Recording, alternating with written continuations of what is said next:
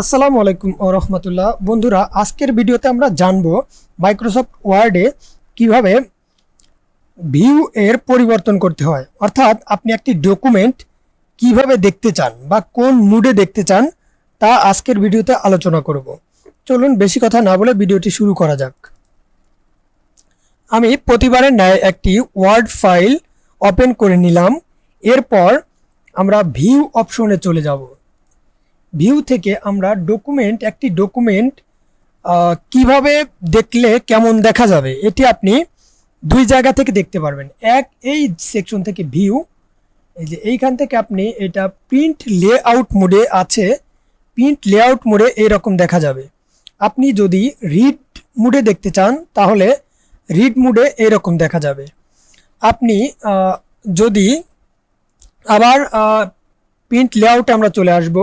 এরপর যদি ওয়েব লেআউটে এই লেখাটি দেখতে চান তাহলে এই ওয়েব লেআউটের উপর ক্লিক করতে হবে।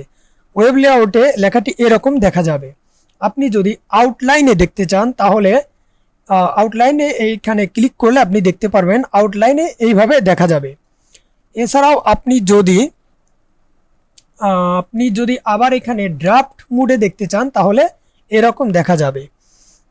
তো আপনি দুই জায়গা থেকেই আপনি এই প্রিন্ট লেআউট মোড বা এইখান থেকে রিড মোড আর এইখানে হচ্ছে ওয়েব লেআউট, এই তিনটা খুব জনপ্রিয়। তবে আপনি যখন কম্পিউটারে অফিসিয়াল কাজ করতে যাবেন তখন আপনাকে সর্বসময় প্রিন্ট লেআউটেই দেখতে হবে।